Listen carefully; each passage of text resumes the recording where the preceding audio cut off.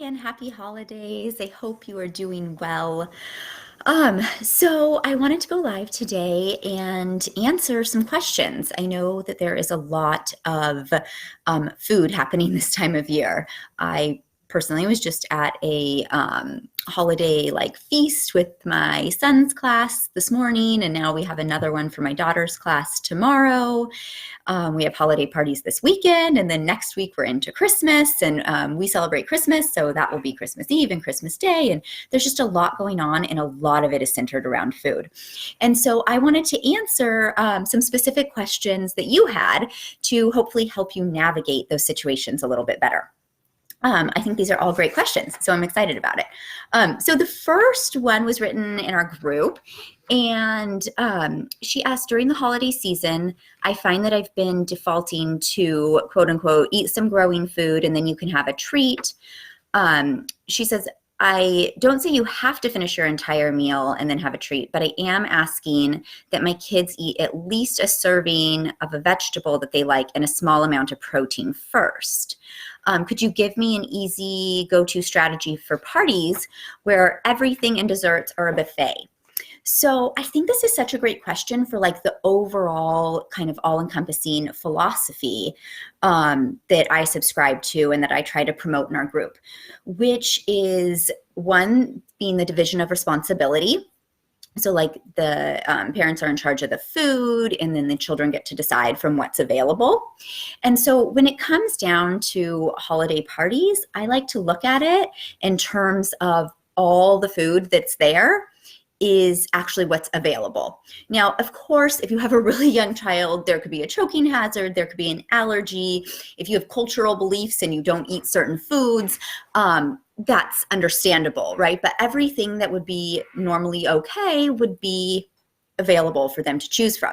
So what's there is what's provided, and then they get to decide from it, and they get to decide in whatever order they choose. So that's one piece of it. And it actually fits the model perfectly, because if dessert is served and it's out with dinner, then all of that food is neutral. And that's the whole goal, is to neutralize it. So they just get to choose, even if that means they eat the dessert part first. So I would actually let them just kind of navigate that with all the food. The other piece of it that I wanted to talk about, related to this, was the language. How I was saying this question is so great because it encompasses so much. So the language is the other piece, talking about, right, have your growing foods and then you can have a treat. And that kind of does the opposite of neutralize it, right? It elevates, oh, these are treats. We have to wait for them. They're special. And then it says oh, these are good growing foods. So it's really separating food, and that's not our goal. It's to really just neutralize it, make it all on the same playing field. So the other part is I would be mindful of language, to just say, here's the food, it's available, you're welcome to pick what you'd like.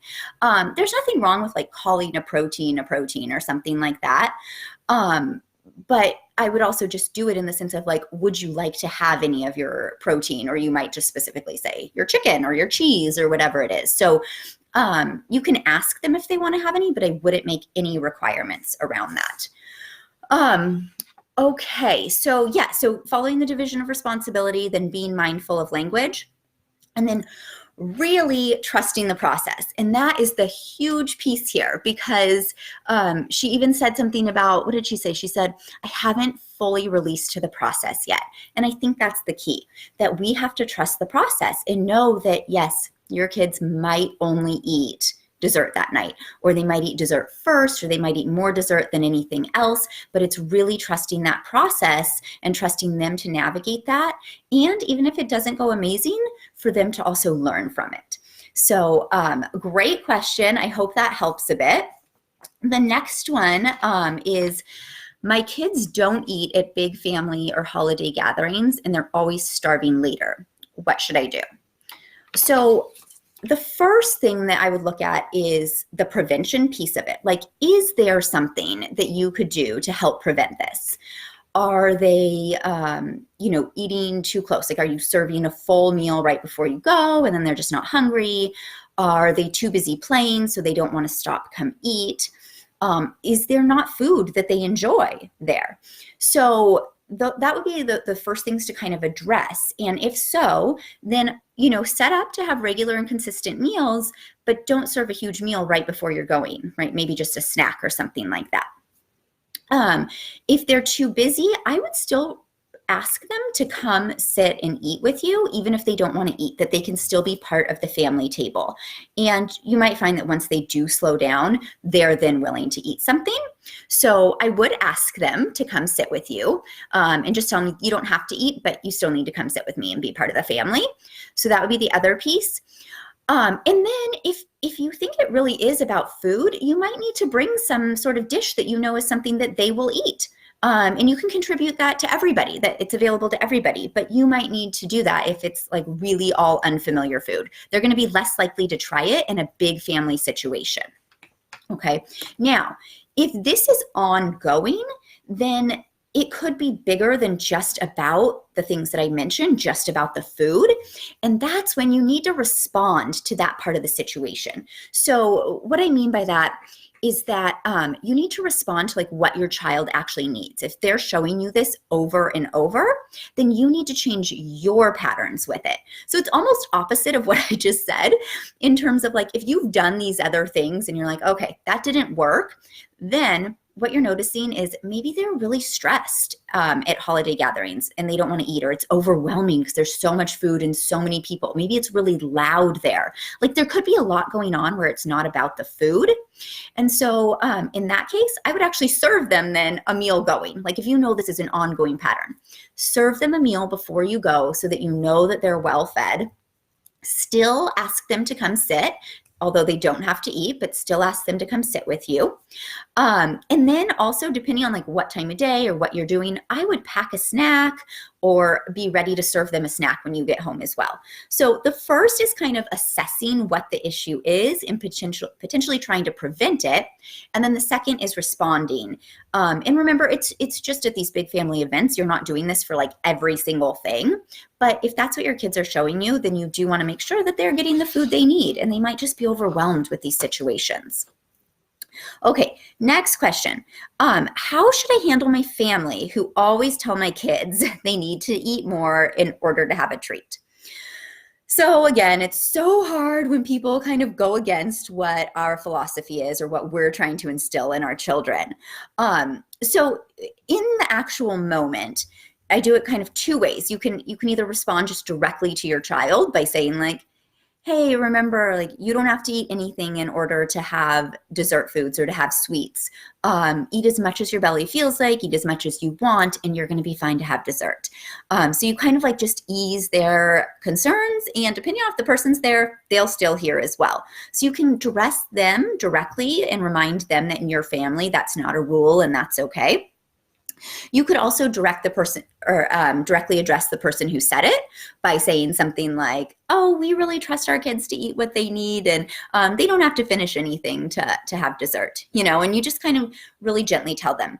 If it's ongoing though, you may need to have a separate conversation with that person and tell them about your family feeding philosophy, the way that you do it, your beliefs.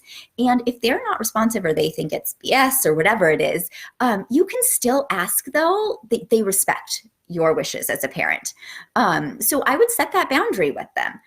And that's okay to do. It's okay. You are the parent. And just like anything, you get to make those decisions. So one, address it in the moment. Two, if it's ongoing, share some information with them. If they're interested, wonderful. If they're not, still ask them to respect your parenting philosophies and boundaries. Okay. Question number 4. My kids won't eat any of the food my family serves at holidays, so I bring them something separate. And my family always comments about how picky they are and how I shouldn't cater to them. How should I handle this?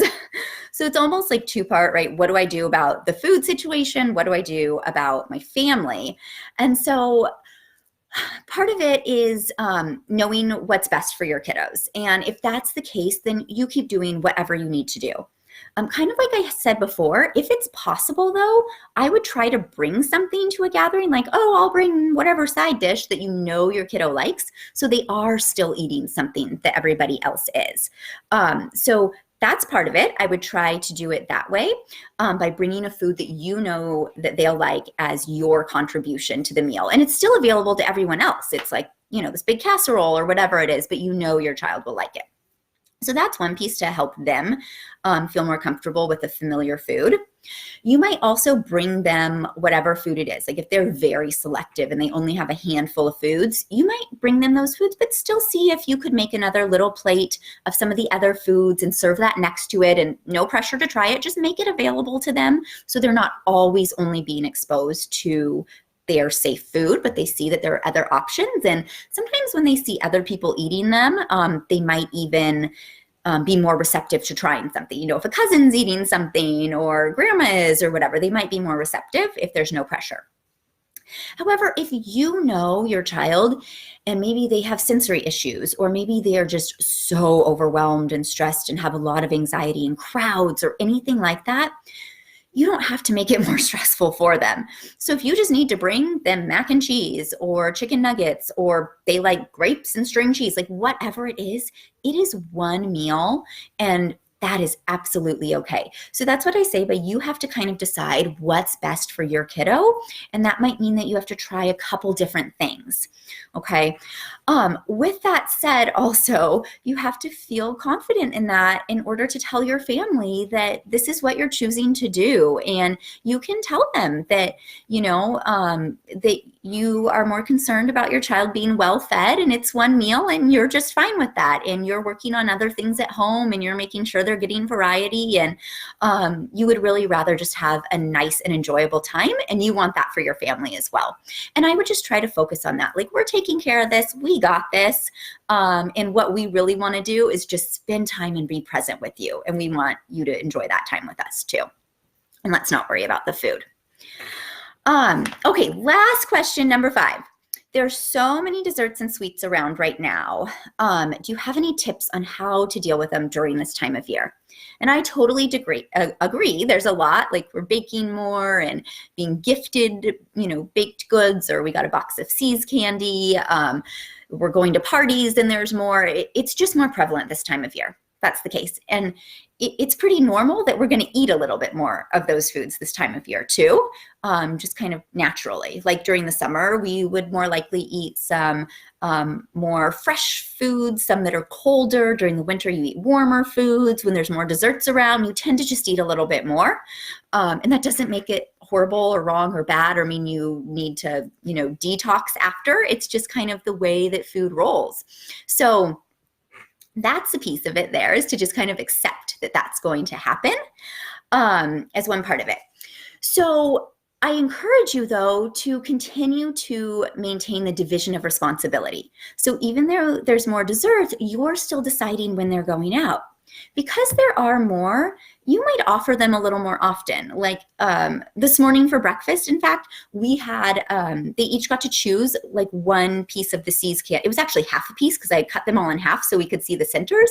So they each chose one half of a piece of See's candy to have with their breakfast. And it's not a big deal. I don't normally serve chocolate with breakfast. Not that I never have, but it's not typical, but it's fine. They can totally have that, So just kind of knowing that it's going to be around a little bit more often and leaning into that, but that you are still in charge of deciding when it goes out. I would just expect it to be a little more often.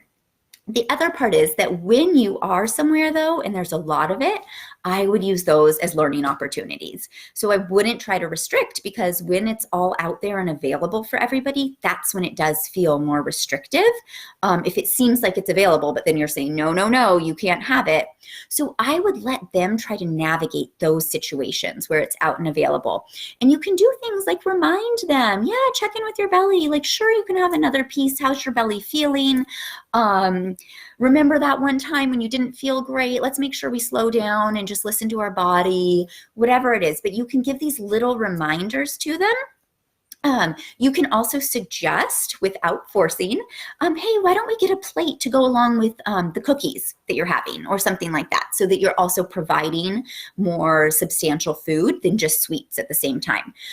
But that's how I would handle it. I would still follow the division of responsibility, maybe offering things a little bit more often, though. And then second, when it's out and available, just allowing them to have what they need, letting them navigate it, because oftentimes that does tend to just balance itself out.